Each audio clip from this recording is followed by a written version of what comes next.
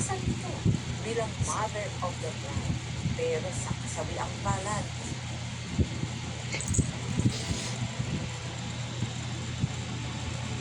isang malaking pambabastos yan.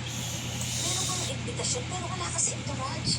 Tapos yung kabit ni Rico kasama dyan, ano bang pumasok sa utak ng pangalan? Walang kasalanan ang anak ko dito. Sigurado ako. Si Rico may gawa ng lahat ng ito. Tapos pupunta ka pa rin sa kasal. Walang kasalanan ang anak ko dito. Sigurado ako. Si Rico may gawa ng lahat ng ito. Tapos pupunta ka pa rin sa kasal. Oo.